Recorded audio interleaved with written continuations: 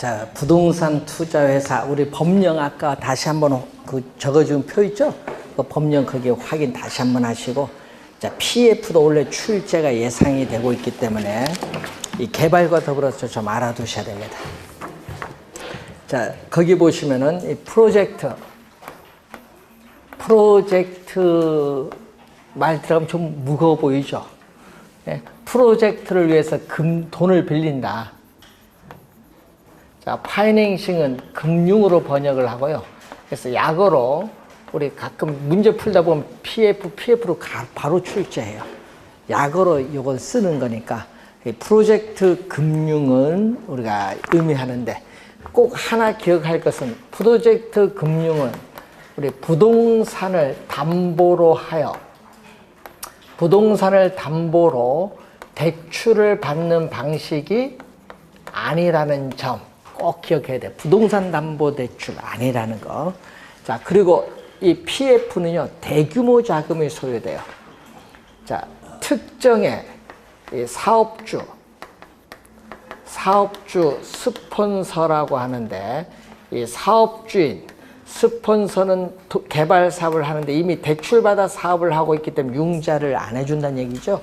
그래서 출자를 해서 사업주와는 회계적, 법률적으로 독립적인 특수법인을 만들어요. 이 특수법인을 프로젝트 시행회사라고 하는데, 이걸 하나 만드는데 문제는 유전개발 사업, 우리가 뭐 철도 개발 사업, 고속도로 개발 사업, 항만 개발 사업, 아파트 개발 사업, 이렇게 특정 프로젝트가 있죠. 그게 돈이 많으니까 단일 사업이야, 단일 사업.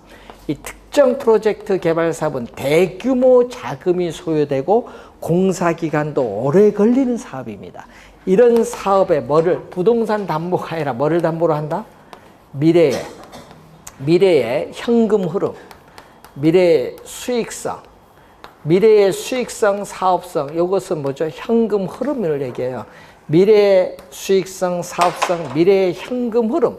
이 개발 사업으로부터 발생하는 미래의 수익성, 현금 흐름을 담보로 하는 거죠. 이걸 담보로 하는 거죠. 이걸 부동산을 담보로 아니라 이걸 담보로 해서 누구의 명의로? 프로젝트 시행회사에, 여러분 우리 대차대조표를 뭐라고 하냐면 재무상태표라고 해요. 여러분 법이 바뀌었거든요. 대차대조표를 뭘로? 재무상태표라고 하는데, 재무상태표에 뭘로? 부채로 뭐를 발행한다? 프로젝트 시행회사의 부채로 회사 채권을 발행하는 거예요. 회사에 채권을 발행해서 개발 사업에 필요한 자금을 조달하는데, 여러분 회사채를 발행했는데 신용이 없으면 인수할까 말까요? 이 회사가 보니까 사기꾼 같이 보이고 사업도 영 아닌 것 같다. 그럼 인수 안 하지. 누가 인수를 해야 돼요? 돈 빌려주는 금융기관에 인수해야지. 금융기관이 대주단을 형성하죠. 자, 한 은행이 인수하면요, 이 개발 사업 망하면 은행도 망할 수 있어요. 그래서 은행은 어떻게 돼요? 이렇게 여러 은행이 공동으로 대주단을 형성해서 개발 사업에 필요한 자금을 뭐 해준다? 대출해줘. 그러면 이 자금을 대출해주면 대출한 자금은 여기서 대출받은데 이걸 누가 이용하는 거죠? 사업주가 이용하니까 사업주는 자신의 재무상태표상 부채와는 아무런 관계 없죠. 아무런 관계가 없으니까 자신의 장부 외에 자금을 융통하는 효과가 있다. 그러니까 이미 대출받은 금액 위에 더 많은 돈을 조달해서 이용하니까 부채를 수용할 수 있는 능력이 이전보다 더 높아진다는 장점이 있어요. 이건 사업주가 가지는 뭐다? 장점. 사업주가 가지는 장점.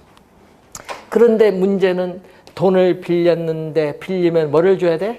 이자를 지급한데 이 이자가 이 불확실성으로 인해서 비싼 거예요.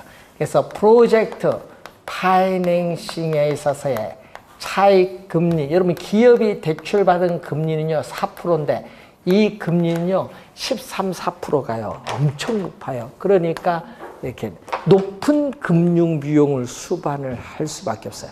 이 사업이 성공하면은 금융기관은 높은 수익을 획득할 수 있는 장점은 있는데, 망하면은 휴지 조각이 될 거 아니야, 채권은. 그러면 어떻게 돼? 우리는 금융기관에 막대한 부실을 초래하면서 부도가 날 수 있어. 은행, 부산저축은행 사건 알죠? PF 때문에 부도 난 거 아니야, 다들. PF가 이렇게 무서운 거예요. 무서운 거. 자, 여러분이, 예? 우리 보면요. 우리 북한 문제에서 우리나라 은행이 돈 대출해주면 뭐가 문제냐 하면요. 지금 규제를 하잖아요. 규제를 하는데 미국이 뭐를 했어요? 전 세계 무역은 달러의 기축통화가. 미국이 홍콩에 모 은행 북한 돈이 있는데 그걸 거래했다고 그 은행 찍었잖아요. 하지 마 하니까 그 은행 어떻게 망했어요. 망은 간단해. 그래서 여러분, 그래서 우리나라에서 북한에 어디 돈 은행이 된다. 그 은행 빨리 빼야 돼. 그럼 당연히 빼야지. 우린 약소국이야, 금융. 홍콩도 망하는데 우리는 안 망할까요, 은행이? 그래서 뭐 어디 가서 우리나라 은행이 북한 가서 무슨 지점 만든다. 그 은행 무조건 빼야 돼. 있잖아, 지점 만든다 하면은 왜 규제를 어기잖아요. 그러면 예? 전 세계에서 딱 찍어 들어오잖아요. 그 은행과 거래된 모든 은행 있죠? 기업 전부 다 망하는 거야. 그래서 위험한 거예요. 그래서 여러분이 그래서 이 PF도요. 개발 사업 할 때 자금 투입할 때 조심해야 돼. 불확실성이 너무 커. 투자를 했다가 회수 못할 수도 있어. 대표적인 게 우리 용산 개발 사업 1조 원을 여기 투자를 했는데 회수를 못했잖아요. 돈 다 날렸어. 용산 개발 사업 2006년도에. 그러니까 여기 위험이 진짜 높은 사업. 위험이 높기 때문에 분산을 해야 돼. 금융기관 누구에게? 원료 공급업자, 구매자, 국책사업일 경우인 정부, 또 시공회사인 건설회사 등 여러 이해관계자에게 위험을 분산하기 위해서 보증을 요구해. 보증. 그래야 위험이 분산되죠. 그리고 자금은 시행회사나 건설회사가 자체 관리하는 것이 아니라 어떻게 돼요? 돈 그걸 또 다른 데 쓸 수 유용하게 또 유용할 수도 있으니까 누가 관리하는 거예요? 예? 신탁회사가 관리해. 부동산 신탁회사에 보면은 뭐가 있냐 하면 에스크로우 계정이 있어요. 에스크로우 계정을 뭐라고 한다? 위탁 관리 계좌라고 하거든요. 위탁 관리 계좌. 자, 이런 기서 뭐를 우리는 이 개발 사업에 공정하고 투명한 개발 사업 비용을 집행을 하는 거예요. 여기서 자금 관리를 한다는 거예요. 자금 관리. 그럼 돈은 뭐를 갖고 갈까요? 이 개발 사업으로부터 사업이 성공해야지. 그래서 이 미래의 수익성, 미래의 현금 흐름, 이 수익성을 가지고 회사채에 대한, 회사채를 발행했으니까 이 회사채에 대한 뭘로 삼는 거야? 상환의 재원으로 삼는 거죠. 그래서 대주단은 여러 은행이 공동으로 회수채를 인수하는 것을 전문용어로 신디케이션 론이라고 해요. 론은 대출이거든요. 신디케이션 형태로 대출을 해준다 이런 말입니다. 그러니까 여러분이 만약 대출을 안 해줄 수 있거든요. 노무현 대통령 시절에 뭘 했다.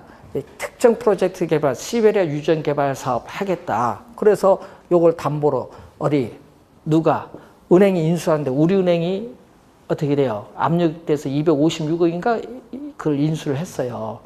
회사채를 인수했는데 또 돈을 5천억 더 달라고 하니까 요건 확인해야겠다. 그래서 확인했더니 수익성이 없다. 그래서 돈을 안 해주니까 국회의원 압력 놓고 하다가 거기서 생긴 게 바로 이광재 게이트야.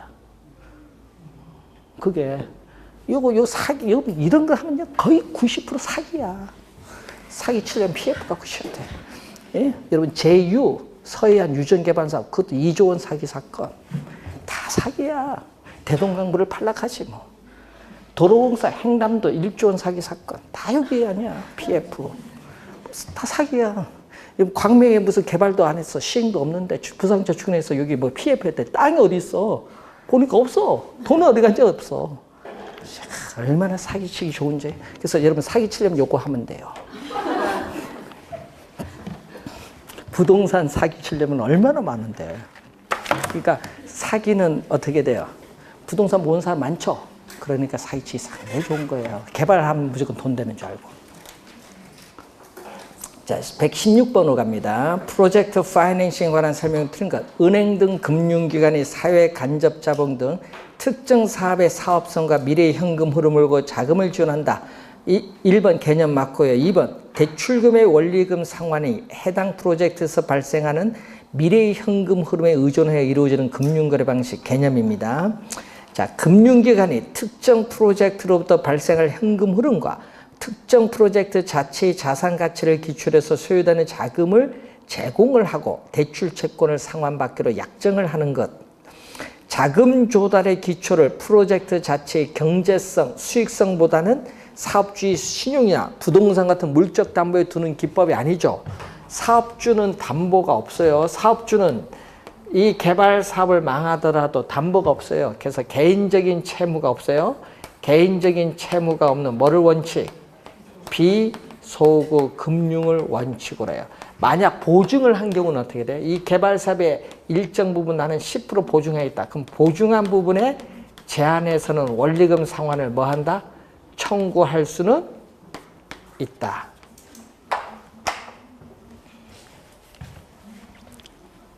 자, 4번 정답이고, 별도의 사업 시행회사 특수법인이 존재하고 부의 금융, 비소구 금융, 사업에 소요된 다양한 위험을 분산시키는 효과가 있습니다. 117번 틀린 것. 사업성을 기초로 대출이 이루어지기 때문에 사업주에 대한 신용평가가 없어요. 대출금 상환이 가능해지므로 정부의 비대칭성 문제를 해결할 수 있습니다. 사업성만 있으면 되니까. 부의 금융의 특징을 가지고 있으므로 사업주는 추가 부채 부담이 없이 사업을 진행할 수 있으므로 사업주의 재무구조는 현 상태로 유지 가능하죠. 여러분, 사업주의 재무상태표상 부채로 발행하는 것이 회사채를 발행하는 것이 아니기 때문에 그렇죠. 사업주가 금융기관으로부터 대출을 제한을 받는 경우에도 유망한 프로젝트에는 대출이 가능합니다. 수익성이 있으면.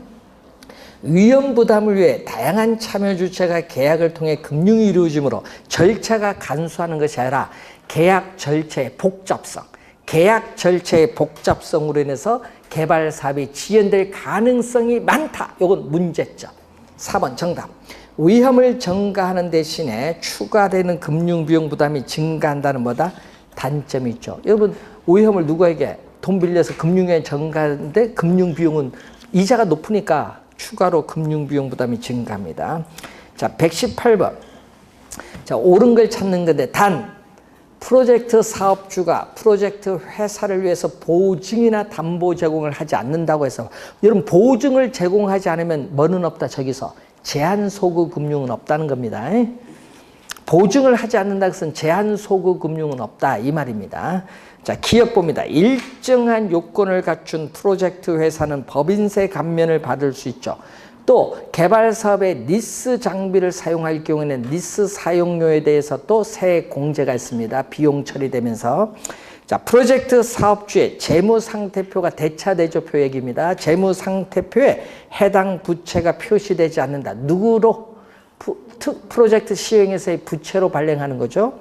자, 금융회사는 담보가 없어요. 네? 담보가 없어. 수익성을 담보로 하니까 담보가 없어 위험이 높은 반면 대출 이자를 그래서 높게 할 수 있습니다. 프로젝트 회사가 파산을 하더라도 금융회사는 프로젝트 사업주에 대해서 원리금 상환을 청구할 수 없다. 네 번째 니을 요거야.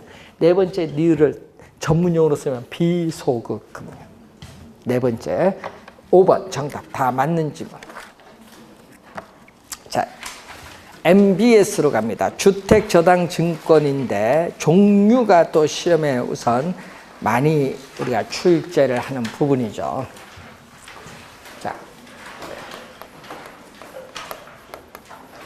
자, 차입자가, 여러분, 차입자는 매월 하여튼 대출금에 대해서 뭐를 상환? 원리금을 상환. 발행기관은 원리금을 이제 어떻게 처리하냐인데, 이때 발행기관은 자산, 지분을 매각하는 방식으로 MPTS를 발행하는데, S는 Securities에서 증권이죠. 그래서 이체증권 요거 하나고 나머지 세 개는 다 채권이야. 증권은 요거 하나죠. 그래서 투자자에게 이체증권을 발행해서 자산 매각 방식으로 가는데, 자산이 매각되니까 요거는 무슨 형태? 자산, 지분이 매각되니까 지분형의 성격을 가진 MBS. 또 차입자는 또 뭐를? 원리금을 또 매월 상환하는 거예요. 또 발행기간의 2번은 뭐를? 발행기간의 2번은 또 뭐를 발행했다? 이번은 주택저당채권 담보부 채권. 본드는 채권인데 이것은 기업이 회사채를 발행했을 때 성격과 아주 유사하다고 보기 때문에 채권형의 성격을 가진 MBS다. 또 차입자는 또 매월 원리금을 또 상환을 하는데 이번은 발행기관은 이번은 투자자에게 뭐를? MPTB 또 본드 채권을 또 발행했어요. 자, 요거는 채권이거든요. 채권을 발행해서 또 매각을 했어요. 자, 이걸 확대했어요. 자, MPT는 만기가 하나니까 투자하기는 좀 그렇다. 그래서 투자자들의 다양한 투자 욕구를 만족시켜주고 조기 상환 위험을 분산시키기 위해서 확대돼서 나타난 게 뭐죠? CMO, 다계층 저당 채권. 4가지예요, 4가지. 자, 그런데 자산을 매각하니까 자산이 넘어가야 돼요. 그 무슨 거? 주택 저당 채권 집합물 소유권, 원리금, 우리가 수취권 전부 자산이 다 누구한테 넘어간다? 우리는 투자자에게 넘어가. 자, 투자자에게 넘어가는데 아까 우리 배우셨을 때 시장 이자율이 지속적으로 하락을 해서 고정금리 대출 이자율보다 낮을 경우에는 차입자는 어떻게 돼요? 높은 대출 금리로 갚으니까 만기가 되기 전에 조기 상환하면은 발행기간은 바로 조기 상환을 해.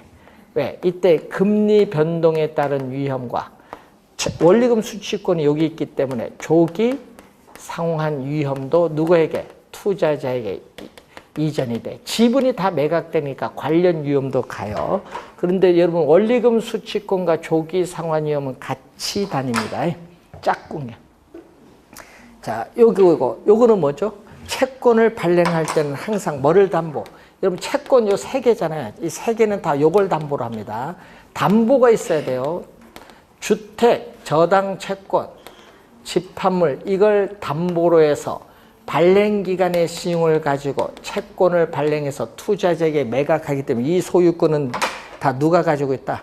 발행기간. 그리고 요거는 원금 이자를 받으면은 요거 받을 수 있는 권리도 발행기간. 투자자에게 없어요. 투자자는 이 채권에 대한 새로운 원금 이자를 주는 거예요. 6개월마다. 그리고 요거는요.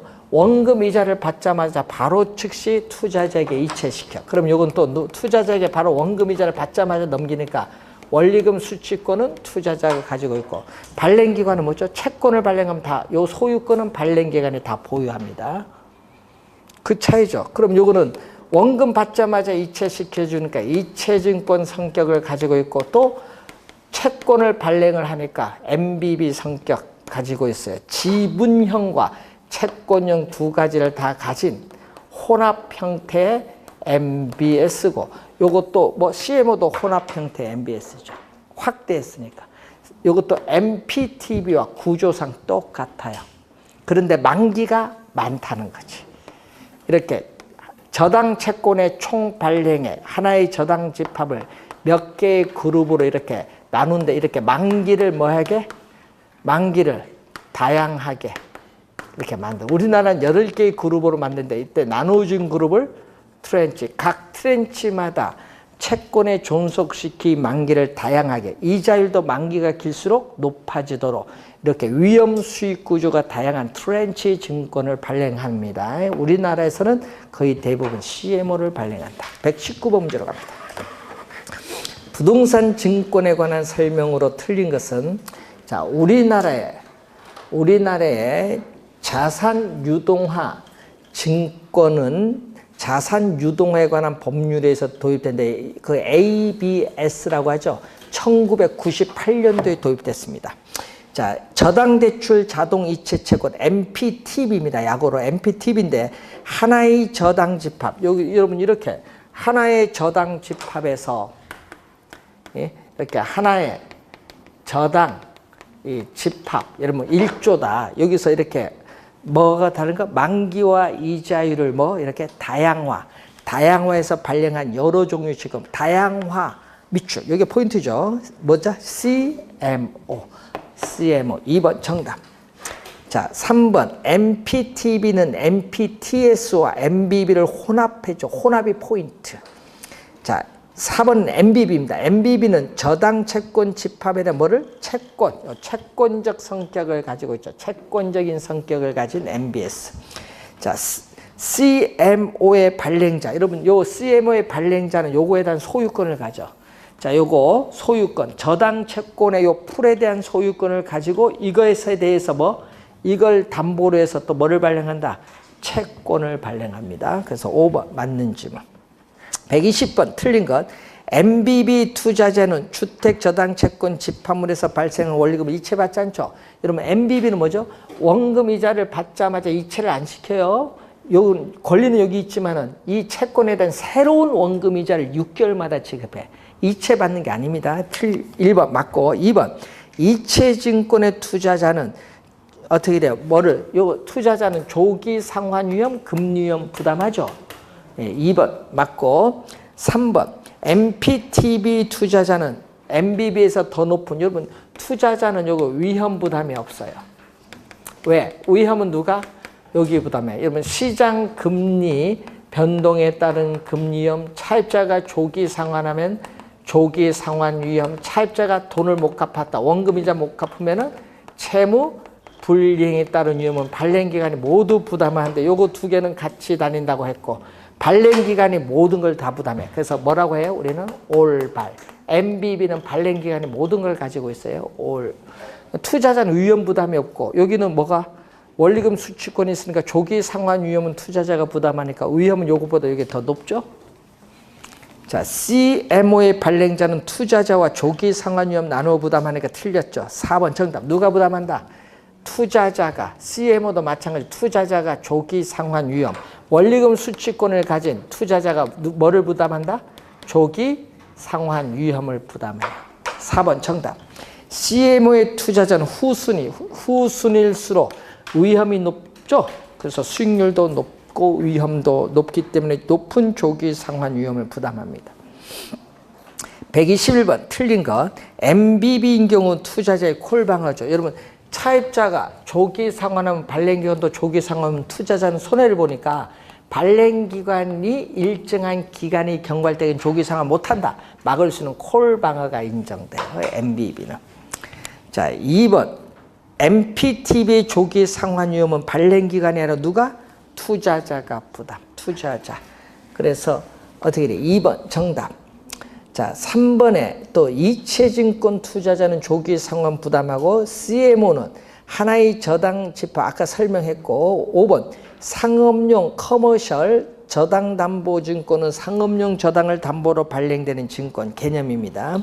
자, 122번 발행자가 주택저당채권 집합물을 가지고 일정한 가공을 통해서 이렇게 위험 수익 구조가 다양한 밑줄, 트렌치 하여튼 트렌치만 떴다 하면 뭐다? CMO야. 4번 정답.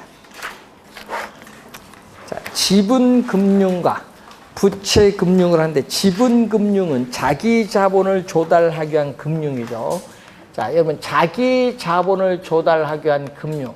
지분금융에는 뭐가 있어요? 방식 이런 게 출제하죠. 또 부채금융은 타인 자본을 조달하기 위한 금융 있고 타인 자본을 조달하기 위해서 발행하는 증권으로서 MBS, ABS, MBB 등이 있어요.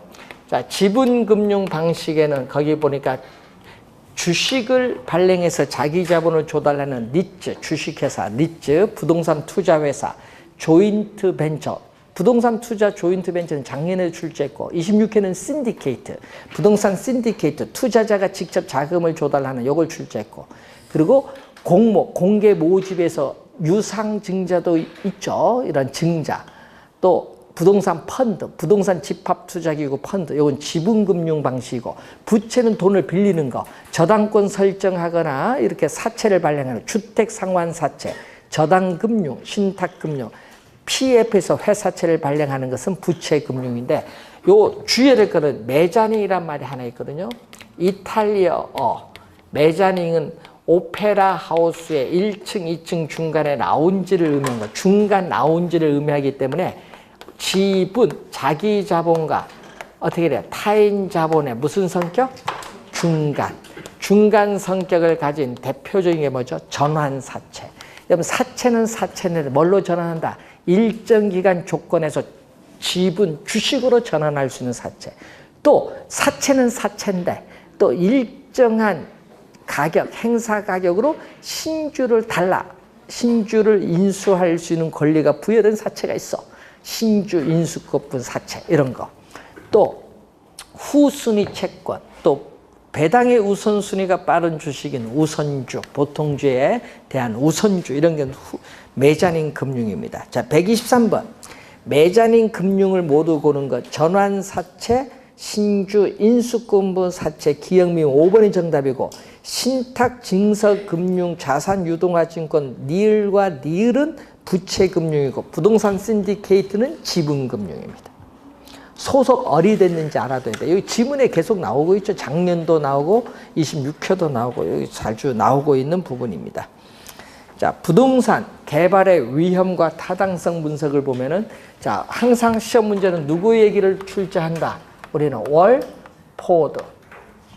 자, 부동산 개발의 위험은 크게 세 가지.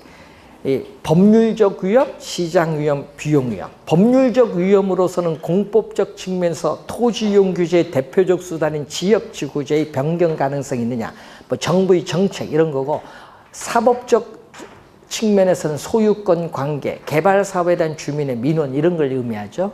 자, 시장 위험, 또 비용 위험, 인플레이션이 발생할수록 개발 기간이 길어질수록 추가적으로 비용을 더 많이 부담해야 돼요. 비용상의 위험 커집니다. 자, 부동산 위험 124번 문제 보시면 틀린 거. 부동산 개발 사업은 그 과정에 내포되어 있는 불확실성으로 인해서 위험 요소가 존재한다. 맞는 질문. 시장 위험은 개발된 부동산이 시장에서 분양 임대가 되지 않거나 계획했던 가격 이하나 임대료 이하로 매각되거나 임대되면 손실을 가져오죠. 이런 건 시장 위험이에요. 자, 법률적 위험은 정부의 정책이나 용도 지역지구제와 같은 토지 이용 규제의 변화로 인해서 발생하기도 합니다. 그래서 법률적 위험을 최소화시켜주기 위해서는 이미 토지 이용 계획이 확정된 토지를 매입을 하는 것이 최소화시켜줄 수 있습니다. 개발사업 부지에 군사시설 보호구역이 일부 포함되어 사업이 지연됐다면 이거는 뭐죠? 법률적 위험 부담을 소홀히 한 결과죠. 여러분 토지 이용 계획 확인원 보면은 나와 있죠? 거기 나와 있습니다. 공사 기간 중 이자율의 변화, 시장 침체에 따르는 상업용 부동산의 공실의 장기화 등은 비용 위험이 아니라 시장 위험입니다. 시장 위험. 5번 정답. 자, 부동산 분석의 체계를 보면은 항상 먼저 뭐가 들어오죠? 지역 경제, 분석 대상 지역의 경제 활동을 분석하죠. 인구, 고용, 우리가 소득 등의 총량적 지표를 가지고 분석합니다. 그래서 분석 대상 지역의 모든 부동산에 있어서의 수요와 시장에 영향을 미치는 요인을 분석, 확인, 예측하는 작업이고, 이걸 토대로 해서 두 번째가 뭐가 이루어지죠? 시장 분석이 이루어져. 시장은 모든이 아니라 뭐 상업용이면 상업용, 특정 부동산에 대한 수요와 공급을 분석을 해요. 그래서 전반적인 가격 수준과 가격 수준의 동태적인 경로를 분석하는 작업이고, 시험 문제는 우리는 뭐를 많이 출제하냐? 시장성의 단골이다. 왜냐 하면요, 요 두 개가 잘 내는데 헷갈리거든. 시장 요게 글자 하나 차이인데. 그래서 시험 문제는 이 두 개를 비교할 수 있냐가 중요하고, 시험에는 그 중에서 어느 거? 이걸 많이 출제한다. 시장성은 어떻게 돼요? 개발된 부동산이 현재나 미래의 시장 상황에서 매매 또는 임대될 가능성, 매매 또는 임대될 가능성을 분양 가능성이죠. 이걸 분석하는 겁니다. 자, 그래서 투자자들의 자금을 끌어들일 만한 충분한 수익이 있는가 분석하는 거 뭐죠? 타당성 분석. 최종적으로 개발 사업 할 거냐 안 할 거냐 의사결정을 내리는 무슨 분석? 투자 분석. 학자는 요거에 따라 시장 분석, 요 두 개를 뭐라고 하죠? 경제성 분석. 그래서 시장 분석에서 구한 자료를 활용하여 경제성 분석이 이루어지기 때문에 시장 분석이 선행 분석이라면 경제성 분석은 후행 분석. 자, 순서 잘 확인해 두시면서 125번. 부동산 개발에 관한 설명으로 옳은 것을 모두 고른 것. 자, 1번. 125번에 기억이 나오죠. 자, 기억은 작년에도 요 법이 출제했죠. 자, 그 법이 뭐죠? 지금 부동산 개발업의 관리 및 육성에 관한 법률이 있어요. 여기 제2조. 자, 부동산 개발업이 요게 제2조의 용어가 나오죠. 작년에는요, 부동산 개발업을 출제했어요. 타인에게 공급할 목적으로 부동산 개발을 수행하는 업을 부동산 개발업. 작년에 요거 출제했고, 기억은 뭐의 개념? 부동산 개발이 나왔죠. 타인에게 공급할 목적으로 토지를 조성하거나 건축물을 건축, 공작물을 설치하는 행위로 조성, 건축, 대수선, 리모델링, 용도 변경 또는 설치되거나 될 예정인 부동산을 공급하는 것을 말한다. 다만, 밑줄은 다만 시공을 담당하는 행위는 뭐한다? 제외한다. 밑줄 걷죠? 그거 주의해야 됩니다. 맞는 질문. 개발권 양도 제도는 개발 제한으로 인해 규제되는 보전지역에서 발생하는 토지 소유자의 손실을 보전하기 위한 제도. 요까지는 개념 맞고요. 현재 널리 시행 밑줄. 여기 틀렸죠. 우리나라에서는 개발권 양도에 관한 법률이 없기 때문에 현재 시행되고 있지 않습니다. 흡수율 분석은 어디서? 여기서 나타나죠. 과거 일정 기간 동안에 시장에 공급된 부동산이 얼마만큼의 비율로 흡수, 소비되고 있느냐, 그 비율을 분석하는 거. 목적이 나와 있죠. 부동산 시장의 추세를 파악하는데 부동산 시장의 과거 및 현재 추세를 정확하게 파악을 해서 미래의 흡수율을 파악하는 데 주된 목적이 있다. 그래서 틀린 질문. 네 번째, 개발 사업에 있어서 법률적 위험은 용도, 지역, 지구조 같은 공법적 측면, 소유권 관계 같은 사법적 측면에서 형성될 수 있다. 맞고요. 자, 네 번째, 타당성 분석입니다. 타당성 분석 단계에 있어서 타당성 분석의 결과가 동일한 경우에도 분석된 사업안은 개발업자에 따라 채택될 수도 있고 그렇지 않을 수도 있다. 왜냐하면 개발업자에 따라 개발 사업에 대해 요구하는 수익률이 다를 수 있기 때문에 그렇습니다. 자, 기역, 리을, 미음 2번 정답이고, 자, 126번. 시행사가 아파트 개발 사업에 대한 타당성을 검토하는데 예상 사업이익에 부정적, 나쁜 영향을 끼치는 거. 분양 가격이 하락하면 수익성이 악화돼서 부정적. 대출 금리가 하락하면 이자 부담이 낮아지니까 수익성이 높아져요. 이건 좋은 거. 용적률 감소는 안 좋죠. 용적률이 높아야 건물이 고층화돼서 수익성이 높아지는 거예요. 토지 가격 하락을 하면은 어떻게 돼요? 우리는 개발 사업에 토지 구입 부담이 낮아지죠. 그래서 수익성이 높아져요. 그리고 공사비 하락해도 수익성이 높아져요. 그건 부정적 영향 몇 개? 2개. 분양 가격 하락, 용적률 감소 2개입니다. 자, 127번 틀린 것. 부동산 개발 과정에서 시장 분석의 목적은 개발과 관련된 의사결정을 하기 위해서 부동산의 특성상 용도별, 지역별 각각의 수요 공급에 미치는 요인들과 수요 공급 상호관계가 개발 사업에 어떤 영향을 미치는가를 조사 분석, 시장 분석의 목적, 여기에 나와 있죠. 지금 요 시장 분석의 목적이 나와 있어요.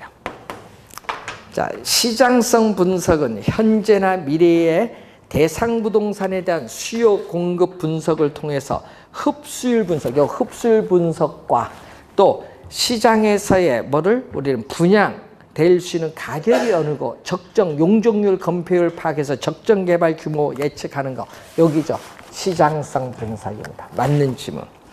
지역 경제 분석은 지역의 경제 활동, 지역 인구, 소득, 고용 등 대상 지역 시장 전체다 뭐를 가지고? 총량적 지표 가지고 분석합니다. 총량적 지표가 포인트. 자, 네 번째, 시장 분석은 속성상 지리적 공간적 범위에 국한되지 않으면 하면 안 돼요. 국한돼요. 여러분이 이 처음에 지역이거든요. 이 지역에서 그 지역에 이렇게 시장을 분석하는 거예요. 범위를 좁게 와야 돼. 그래서 국한됩니다. 국한되고 또 뭐가 있어요? 거기에 대상 개발 사업의 경쟁력 분석이 하나다. 그럼 대상 부동산의 경쟁력만 분석하는 것이 아니에요. 우리는 동향 이런 것도 분석을 해야 됩니다. 틀린 지문. 4번 정답. 경제성 분석은 구체적으로 개발 사업에 뭐를 수익성이 있느냐 없느냐 이 수익성 여부를 평가하기 위해서 고안된 게 바로 경제성 분석. 4번 정답. 자, 128번 틀린 건 물리적 타당성 분석은 대상 부지 지역, 지세, 토지일과 같은 물리적 요인들이 개발 대상 부동산의 건설 운영에 적합한지 여부를 분석한다. 물리적 타당성 분석 또는 기술적 타당성 분석이죠. 법률적 타당성 분석은 대상 부지와 관련된 법적 제약 조건을 분석하죠. 그래서 대상 부지 내에서 개발 가능한 용도, 개발 규모, 요거 뭐죠? 건폐율, 용적률, 토지 이용 규제, 지역지구제 파악하는 거죠. 자, 맞는 질문. 경제적 타당성 분석은 비용 수익, 시장 수요 공급 등을 분석하는 거 맞고요. 민감도 분석은 사업의 타당성 분석의 주요 변수, 주요 변수는 독립 변수. 초기 투입 값을 변화시켰을 때 수익성, 산출 결과인 수익성은 종속 변수. 회귀 모형을 통해서 민감도 분석이 이루어집니다. 맞고 부동산 개발에 영향을 미치는 인근 환경 요소의 현황과 전망을 분석하는 거. 그 5번은 뭐냐? 5번은요. 요거 분석이야. 자, 5번 지문은 인근 지역 분석이야. 5번 지문은 인근 지역 분석. 그래서 정답은 5번이 정답이 되겠습니다.